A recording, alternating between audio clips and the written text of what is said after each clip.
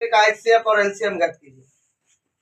बहुत छोटा प्रश्न है, 2 नंबर 3 नंबर के लिए आता है, बात समझे। ये हर बार आता है एग्जाम में। 510 तथा 92, ध्यान से सुनिएगा। इन दोनों संख्याओं का क्या निकालना है, एक एचसीएफ निकालना है और एलसीएम निकालना है। किस माध्यम से? अभाज्य गुणनखंड विधि द्वारा। क्या बोला है? अभाज्य गुणनखंड ना, या डायरेक्ट भी बना सकते हैं, मतलब कि भाग विधि द्वारा, और एक अभाज्य गुणनखंड विधि द्वारा। लेकिन बोला गया है आपको क्वेश्चन में ही अभाज्य, इसलिए अभाज्य गुणनखंड विधि से हम लोग क्या निकालेंगे? पहले एचसीएफ निकालेंगे।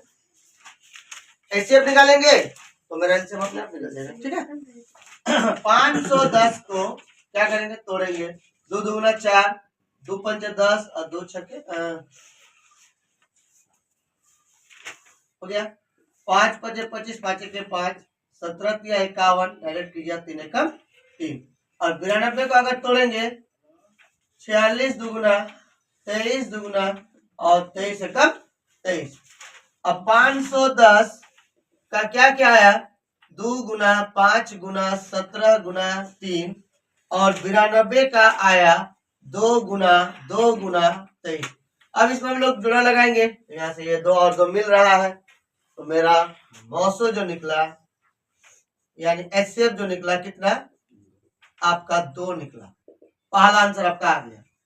सेकेंड आपको बोला है एलसीएम निकालने के लिए। एलसीएम का फॉर्मूला क्या होता है? पहली संख्या गुना दूसरी संख्या बटे में क्या? 900 या एचसीएफ।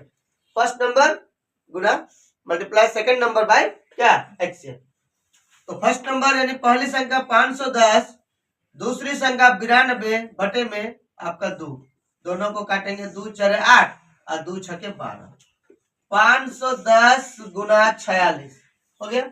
आंसर कितना आएगा? दोनों को गुना करेंगे तो आंसर आएगा आपका 234। तो एलसीएम इक्वल्स टू हो गया 23 460। ये हो गया आंसर। पहला क्वेश्चन का आंसर आ गया। इतना सा बना दीजिएगा, आपको मिल जाएगा नंबर। कुछ है नहीं, पहला था 2 संख्या का क्या किया हम लोग? गुणनखंड कर दिए। करने के बाद क्या निकल गया? 900 निकल गया। 900 निकलने के बाद क्या बोला था? एलसीएम बोला।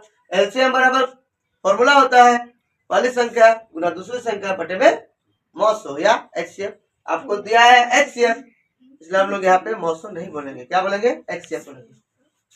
कैलकुलेशन किए, आ गया आंसर 23,460। यह पहला क्वेश्चन का आंसर है। का योग और गुणनफल -3 और 2 है। शून्यांकों का गुणनफल बहुपद लिखिए। इसका फॉर्मूला क्या होता है? इसका फॉर्मूला होता है x² plus alpha plus beta dot x plus में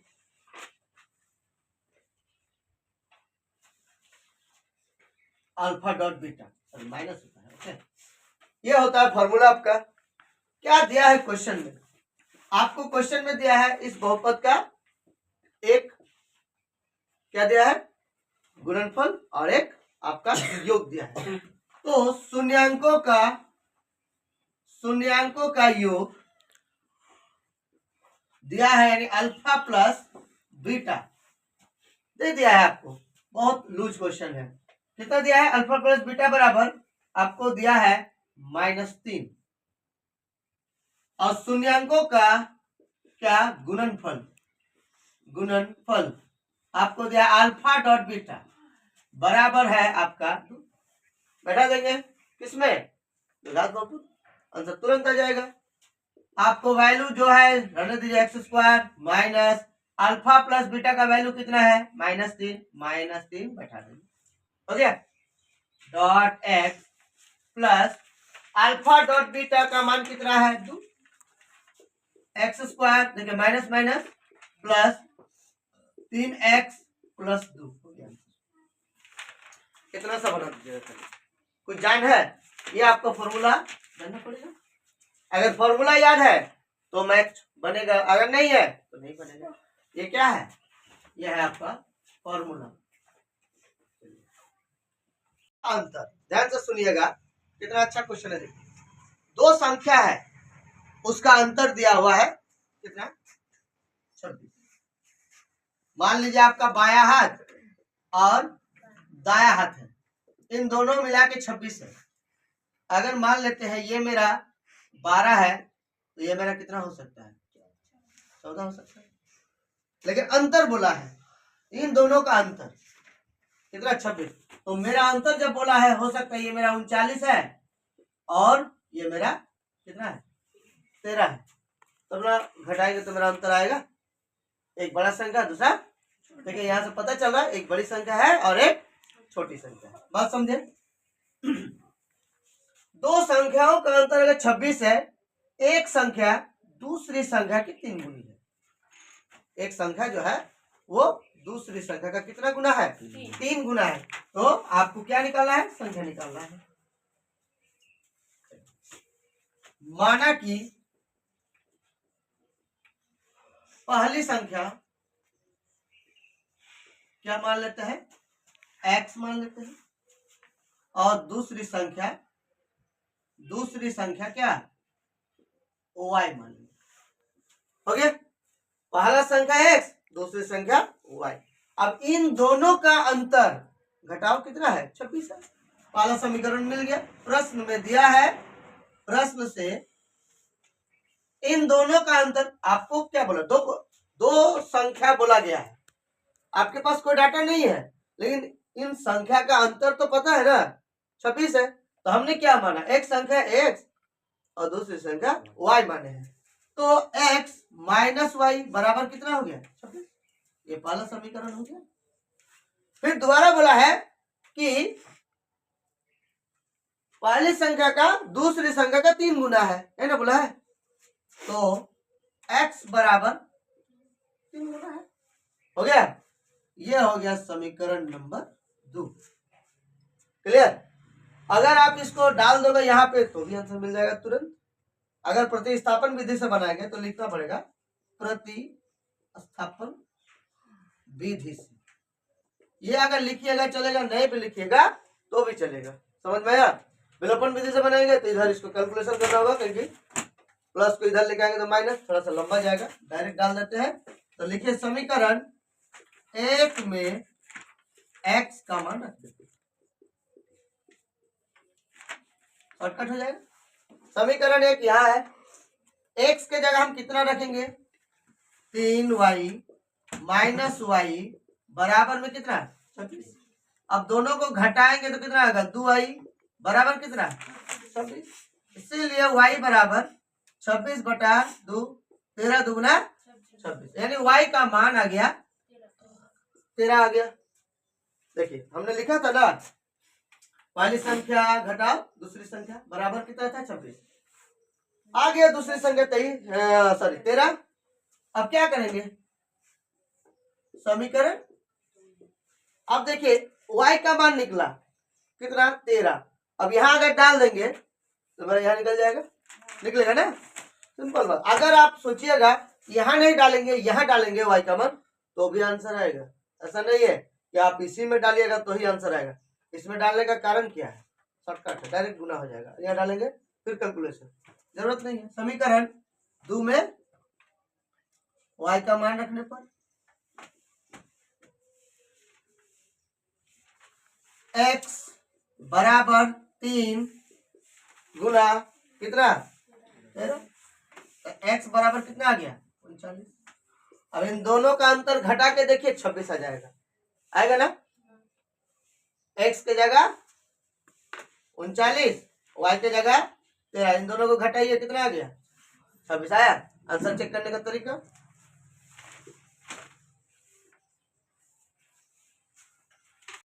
हम लोग पढ़ चुके हैं समानता श्रेणी। इसका क्या सार्वधातुक समान आएगा तो समान क्या बोलते हैं? एपी में होगा। अगर नहीं होगा तो एपी में नहीं होगा। पहला पद, दूसरा पद, तीसरा पद, चौथा पद लिखे थे ना।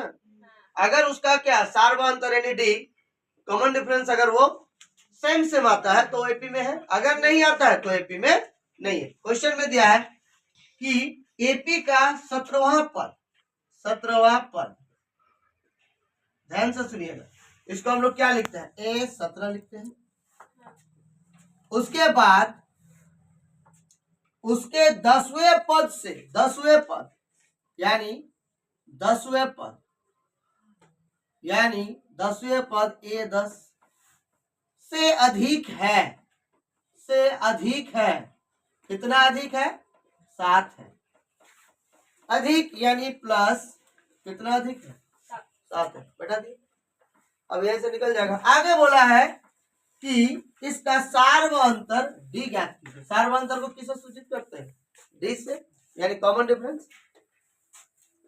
तो यहां हम लोग लिख सकते हैं a प्लस क्या 16d लिख सकते हैं, बराबर यहाँ पे क्या लिख सकते हैं? a प्लस कितना d, 9d, एक घट जाता है, प्लस कितना प्लस 7। इनको इधर खींचिए, a plus 16d plus a इधर आएगा तो क्या होगा? माइनस, प्लस 9d इधर आएगा तो क्या होगा? माइनस, बराबर में कितना? 7 हो गया। देखिए plus sorry minus a plus a कटेगा, ये d और ये d दो सेम, तो 16 से 9 घटाएंगे आएगा 7d बराबर में कितना? 7। इसीलिए d इक्वल्स टू 7/7, 7 एकम 7, यानी d का मान कितना आ गया? 1 आ गया। यही हो गया आंसर। आपको यही बोला था इस क्वेश्चन में कि इसका सार्वअंतर ज्ञात कीजिए। तो सार्वअंतर कितना आया? 1 आया। ये ऑब्जेक्टिव में फंसता है और सब्जेक्टिव में फंसता है, दोनों में आता है। बात समझे? बड़ा इंपॉर्टेंट क्वेश्चन है, छोटा है। क्या बनाए? ए बी सी डी, एक हम क्या समलंब चतुर्भुज बनाए, जिसमें देखिए ए सी और बी डी क्या है? आपका दो विकर्ण है, और इसका जो प्रतिच्छेदी बिंदु है वो कौन सा बिंदु है? ओ है। ए बी समानांतर सी डी आपको दिया हुआ, जो दिया हुआ वो लिखना पड़ेगा। ए बी सी डी एक समलंब चतुर्भुज है जिसका विकर्ण ए सी और बी डी है, और उसका प्रतिच्छेदी बिंदु क्या है? ओ है। और इसमें दिया है कि ए बी समानांतर आपका सी डी है। अब इन्हीं के समानांतर हम क्या कीजिए? इन्हीं के समानांतर हम एक रेखा बनाए, एम ओ समानांतर सी डी। ये आपका रचना करना पड़ेगा, ठीक है? आपको पता है थेल्स प्रमेय 8.1 पढ़े हम लोग कि ये बटा ये और ये बटा ये कब होता है? जब समानांतर रेखा यानी एम ओ समानांतर सी डी खींचा जा रहा है। तो थेल्स के आधारित अगर हम लोग इसको बनाएंगे तो आपका ए ओ बटा ओ सी और ओ बी बटा ओ डी आ जाएगा। यही आपको सिद्ध करने के लिए दिया है कि ए ओ बाय बी ओ बराबर सी ओ बटा डी ओ। ये आपका हर बार पूछा जाता है ये क्वेश्चन, इतना इंपॉर्टेंट है। समझ में आया? क्या लिया है प्रमाण में? ए बी समानांतर सी डी आपको दिया हुआ है, लिख दिए हैं। पहला हम लोग ये त्रिभुज ए डी सी में देखिए ए डी सी आपका एक समानांतर रेखा है एम ओ आ रहा है ना? क्या लिखे? एम ओ समानांतर क्या सी डी। थेल्स के नियम के आधारित ए एम बटा एम डी पढ़े हम लोग, ए ओ बटा ओ सी। पहला समीकरण आपको मिल गया, मिला। दूसरा अगर हम लोग देखते हैं ए बी समानांतर, अगर हम लोग ओ एम लेते हैं तो मेरा त्रिभुज बन रहा है बी ए क्या डी। बन रहा है या नहीं बन रहा है? B A D. अब इसमें क्या ओ बी बटे में ओ डी, ओ बी बटे में ओ डी और ए एम बटे में एम डी। अगर हम लोग इसको सीधा करके बनाएंगे तो ऐसे ना बनेगा? बनेगा या नहीं बनेगा? ऐसे बनेगा। और इसके बीच हम लोग क्या डालेंगे? यहाँ पे ए, यहाँ पे आपका डी, यहाँ पर आपका बी, यहाँ पे आपका क्या एम, यहाँ पे आपका आ रहा है या नहीं आ रहा? किसी को सीधा कर दीजिए, जरूर बन गया। तो क्या लिखे हैं? ओ बी बटे ओ डी बराबर एम ए एम बटा एम डी। ये आपका समीकरण नंबर 2। समीकरण 1 तथा 2 से हो गया। समीकरण 1 तथा 2 से देखिए दोनों साइड में ए एम बटा एम डी और ए एम बटा एम डी, ये दोनों साइड में है, कट गया। बचा क्या? ए ओ बटा ओ सी बराबर ओ बी बटे में ओ डी। आपको लाना क्या था, ए ओ बटा बी ओ और सी ओ बटा डी ओ, यही ना लाना है। चलिए अगर हम लोग क्रॉस मल्टीपल करते हैं इसके साथ इसका, इसके साथ इसका, तो क्या होगा, ए ओ गुना ओ डी और ओ बी गुना ओ बी गुना ओ सी होगा। एक लाइन में होगा लेकिन नहीं किया हम लोग। तो लाना क्या है, ए ओ बटे में इसको इधर खींचे, ओ बी बराबर यहाँ पे ओ सी बटे में ओ डी। मेरा यहाँ पे सीओ लिखे, यहाँ पे डीओ, तो डायरेक्ट सी को इधर कीजिए, ओ को उधर कीजिए तो भी चलेगा। सी ओ बटा डी ओ, और यहाँ पे ओ भी लिखा हुआ है, यहाँ पे हम लोग बी ओ कर सकते हैं, कोई दिक्कत नहीं है। दोनों मिल गया, ए ओ बटा बी ओ और सी ओ बटा। अगर आप डायरेक्ट भी यहीं पे लिख दीजिएगा तो भी चलेगा, समझे।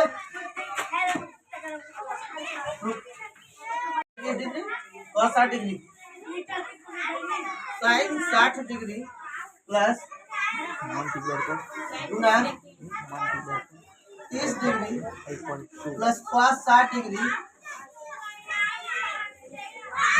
गुना साइन, है ना, प्लस cos 60 डिग्री और साइन 30 डिग्री का आपको क्या निकालना है, मान निकालना है। हम लोग पढ़ चुके हैं इसका वैल्यू कैसे निकाला जाता है ना, पढ़े हैं कैसे पढ़े थे, 0 1 2 3 4। उसके बाद क्या किए थे हम लोग, 4 से भाग दिए थे, अपने आप वैल्यू निकल जाएगा, समझे। क्या 0 यहाँ पे 1/4, यहाँ पे 1/2, यहाँ पे 3/4, यहाँ पे सिर्फ 1। और इसको अगर रूट लगा देंगे तो मेरा क्या आएगा 0, यहाँ पे हो जाएगा 1/2, यहाँ पे 1/√2, यहाँ पे कितना हो जाएगा √3/2, यहाँ पे 1। ये हो गया 0 30 60, सॉरी 0 30 45 60 90, समझे। निकलना कितना है, साइन 60 डिग्री, यहाँ पे 30, यहाँ 45 और यहाँ 60, कितना आया 1/√2 हो गया। और cos का निकालेंगे तो क्या करते हम लोग, उधर से आते हैं ना, उल्टा लिख देते हैं, तो उल्टा लिखेंगे तो मेरा क्या आएगा, 1 आएगा, √3/2 आएगा, उसके 1/√2 आएगा, उसके बाद 45 या 60, सॉरी क्या होगा, सॉरी कितना होगा √3/2, ये सॉरी यहाँ पे हो गया 0 ना, यहाँ पे 30, यहाँ पे 60, यहाँ पे 0, यहाँ पे 30, यहाँ 45, यहाँ पे 60, यानी 60 का मान आ गया √3/2 गुना। अब cos को इधर से कीजिए तो देखिए हो गया आपका कितना, साइन 0 30, कुछ मिस्टेक हुआ था, इधर से आ गया 1 2, इधर तो नहीं लेगा, हो गया। तो cos साइन का मान आ गया √3/2 और cos का मान भी आ गया √3/2 प्लस है, अब cos 60 का मान 1/2 गुना साइन 30 का मान, साइन 30 कितना 1/2 आया। अगर ये आपको समझ में नहीं आया तो फिर से एक बार देख लीजिए। हम लोग नियम जानते हैं, 0 1 2 3 4 ऐसे करके लिख देंगे, तरीका बटा क्या करेंगे, 4 है लास्ट संख्या 4 है तो 4 से भाग दे दिए, और जैसे भाग दिए तो क्या है 0 आया, यहाँ 1/4 ही आएगा, यहाँ पे 1/2 आएगा, यहाँ पे 3/4 आएगा और यहाँ पे 1 आएगा। इसको रूट लगा देंगे, हो गया। इसका रूट करेंगे तो कितना आएगा 0, इसका करेंगे तो 1/2, इसका करेंगे तो 1/√2, इसका करेंगे तो √3/2 और इसका √1 का मान तो 1 ही होगा। अब देखिए ये हो गया 0 डिग्री, साइन 0 डिग्री का मान 0, ये हो गया 30, साइन 30 का मान 1/2, साइन 45 का मान 1/√2, साइन 60 का मान √3/2 और साइन 90 का मान 1। अब cos का निकालते हैं तो क्या करते हैं, इसी का उल्टा कर देते हैं। उल्टा मैंने क्या, इसका 1, उसके बाद √3/2 उसके बाद 1/√2, उसके बाद 1/2 और उसके बाद उल्टा क्रम कर दिए। अब cos 0 का मान 1, cos 30 का मान √3/2, cos 45 का मान 1/√2, cos 60 का मान 1/2 और cos 90 का मान 0। अब ये बता दो, समझ में आया? खाली इतना कर रख दीजिएगा, कोई भी अगर आएगा तो आपको काम दे देगा। 8.2 का मैथ। उसके बाद हाइट एंड डिस्टेंस का जो मैथ बनाते हैं, ऊंचाई और दूरी, उसमें भी आपको ये काम देंगे, समझे? इसको और इसको गुणा करेंगे, कितना होगा? √3 गुणा √3 बराबर 3। जब रूट के अंदर 2 को मिल जाता है तो क्या है, निकल जाता है। और 2 दुगुना 4 प्लस 1 को 1 से गुणा करेंगे 1 और 2 दुगुना 4। 4 और 4 का लॉस हो 4, इस 4 को इस 4 इस 4 से इस 4 को भाग देंगे तो 1 और 1 को गुणा करेंगे 3 तो 3 का 3। वही करेंगे, भाग 1 गुणा करेंगे प्लस 1, 3 और 1 4, 4/4, 4 4 कट गया तो कितना 1, यानी इसका वैल्यू आ गया बराबर 1। यही हो गया आंसर, समझे? क्या है? एक थैले में एक थैला है, उसमें आपका कुछ गेंद डाला गया है। कौन कौन सा कलर का गेंद डाला गया है? एक लाल कलर का और दूसरा काला कलर का, ठीक है? तो थैले में कुल गेंद यानी कुल गेंद क्या क्या? एक है लाल और एक है काली। तो लाल कितना है? 5 है। सॉरी, लाल कितना है? 3 है प्लस 5, 8 हो गया टोटल आपका गेंद की संख्या। आपको प्रायिकता बुलाए लाल हो, प्रायिकता को किससे सूचित करते हैं? पी से, यानी प्रोबेबिलिटी पी लाल होने की प्रायिकता, परिणामों की संख्या मेरा कितना है? परिणामों के लाल गेंद की परिणाम है 3। कुल परिणामों की संख्या मेरा 8, 3/8 पहला आंसर हो गया। एकदम शॉर्ट में बनाइए। दूसरा बोला है प्रोबेबिलिटी लाल नहीं हो, यानी लाल ना हो होने की प्रायिकता बराबर क्या करते हैं हम लोग? 1 माइनस लाल होने की प्रायिकता कितना आया है? 3/8, 3/8 कर दिए। कुछ नहीं बने 1, 8 और 1 का लॉस हो कितना होगा? 8 ही होगा। 8 × 8 माइनस 3, यानी 8 4 को भाग देंगे तो 1 और 1 को 3 से गुणा करेंगे तो 3 का 3। 8 से 3 घटाएंगे तो कितना? 5, 5/8, यानी लाल नहीं होने की प्रायिकता हो गया 5/8। समझ में आया?